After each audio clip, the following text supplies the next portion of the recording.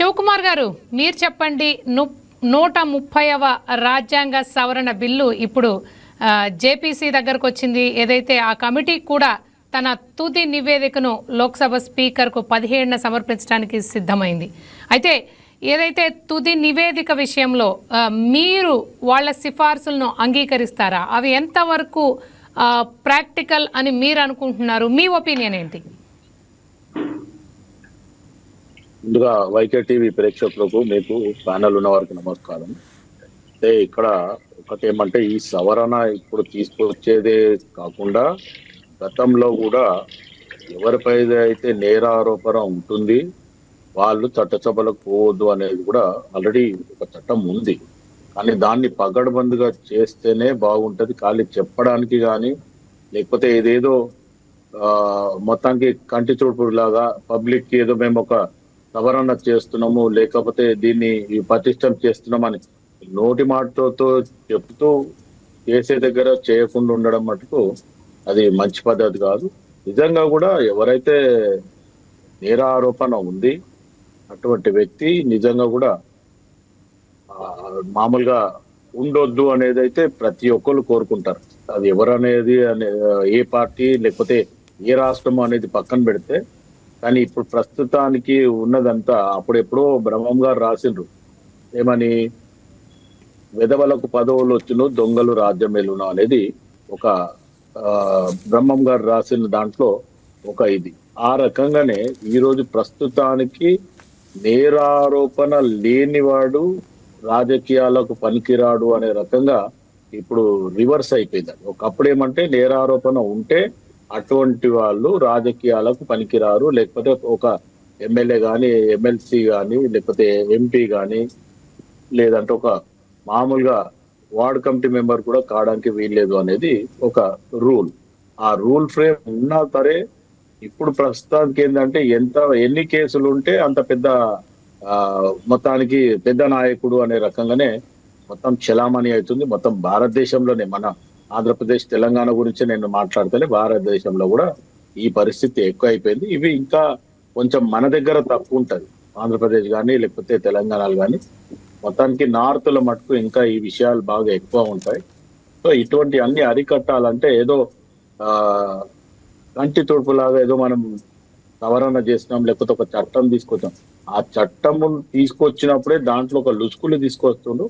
ఆ లుసుకులని ఆధారంగా పెట్టుకొని మొత్తానికి ఇటువంటి నేరారోపణ ఉన్నోళ్ళు కానీ, ఎందుకంటే శివకుమార్ గారు అప్పుడు మద్యం కేసులో ఢిల్లీ ముఖ్యమంత్రి, అప్పట్లో ముఖ్యమంత్రి అయినటువంటి కేజ్రీవాల్ విషయంలోనే సుప్రీంకోర్టు అక్షింతలు వేసింది. ఆయన ఎప్పుడైతే అప్పుడు ఆయన ముఖ్యమంత్రిగా ఉంటూ జైల్లో ఉండి తన పరిపాలన కొనసాగించాలని ట్రై చేశారు. అలాగే తమిళనాడు మంత్రి అయినటువంటి సెంథిల్ బాలాజీ గారి విషయంలో కూడా సుప్రీంకోర్టు అక్షింతలు వేసిన తరువాతే ఇలాంటి ప్రపోజల్ రావడం జరిగింది. ఎందుకంటే ఇలా కొనసాగించటం ఎంతవరకు కరెక్ట్ అనే కదా.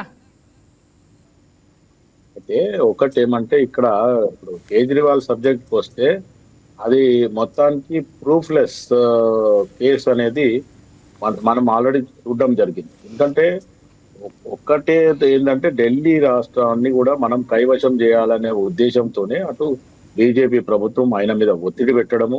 ఒకవేళ ఆయన లిక్కర్ పాలసీ చేస్తే ఆయన మీద కేసు అంట. ఈ లిక్కర్ పాలసీ అబాలిష్ చేసిన తర్వాత ఇంకా అక్కడ కేసు ఏముంటుంది?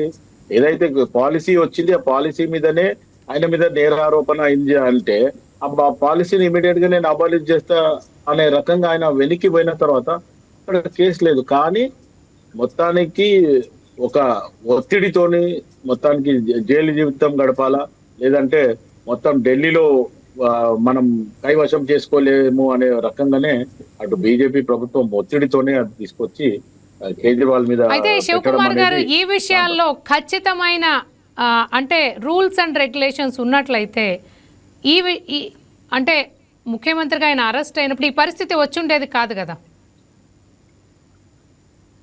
ఎట్లుంటదండి, ఇప్పుడు చాలా కేసులు ఉన్నాయి. నేను అట్లా చెప్పుకుంటూ పోవాలంటే, ఇప్పుడు ఒక సామాన్యునికేమో ఇమీడియట్ గా జస్ట్ ఇప్పుడు మన ప్యానల్ ఉన్న వాళ్ళు ఎవరైనా సరే చిన్న కేసు ఉంది అంటే పోలీసు వాళ్ళు వచ్చి ఇమీడియట్ గా తీసుకుపోయి పోలీస్ స్టేషన్ తీసుకుపోయి జస్ట్ ఎఫ్ఐఆర్ చేస్తారు. ఇమీడియట్ గా ఒకవేళ అవకాశం ఏదైనా ఉంటే రిమైండ్ చేస్తారు, లేదు కాదంటే పర్సనల్ బాండ్ మీద వదులుతారు, లేదంటే ఇంకేమన్నా వాయిదా ఉంటుంది. కానీ ఇదే రాజకీయ నాయకులు ఎవరైనా సరే వాళ్ళ నేరారోపణ వచ్చిన తర్వాత వాళ్ళ మీద ఆరోపణ నిజమవుతుందని తెలిసినాక కూడా దాన్ని దాచిపెట్టడము, లేకపోతే ఎఫ్ఐఆర్ లా కొన్ని కేసులు పెట్టకపోవడము, లేకపోతే వాళ్ళు స్టేషన్ బెయిల్ తీసుకొని పోయేలాగా కూడా మనం ఎన్నో కేసులు చూడడం జరిగింది. లేదంటే వాడు పిచ్చోడ్ లాగానో, లేకపోతే మెంటల్ ఇంట్రెస్ట్ లాగానో, లేకపోతే ఇంకోలాగా కొత్త యాక్టింగ్ చేసేస్తాడు, హాస్పిటలైజ్ అవుతాడు, ఆ తర్వాత బెయిల్ గిల్ అంతా అరేంజ్ చేసుకుని ఆ బెయిల్ వచ్చిన తర్వాత మళ్ళీ మంచోడు అయిపోతాడు. ఇటువంటి పరిస్థితులు మనం ఎన్నో చూడడం జరిగింది. అంటే చట్టంలో లుసుకులు ఏవైతే ఉన్నాయో ఆ లుసుకులు లేకుండా ఏదైతే చట్టం తీసుకొచ్చిందో ఆ చట్టం ప్రకారము మనం 101% అది అమలు చేస్తాము అనుకున్నప్పుడే ఆ సవరణ చేసినా ఆ చట్టం తీసుకొచ్చినా బాగుంటుంది. ఖాళీ ఏదో ఆ అధికారంలో మనం ఉన్నాము, ఆపోజిషన్ పార్టీల మీదకే మనం ఈ చట్టం అప్లై చేస్తాము, మనం అధికారంలో ఉన్నాం మనకు సంబంధం లేదు అనే రకంగా ఉండడం అయితే ఈ చట్టం తెచ్చి కూడా వేస్తాం. డెఫినెట్గా మీరు అన్నది కరెక్టే శివకుమార్ గారు.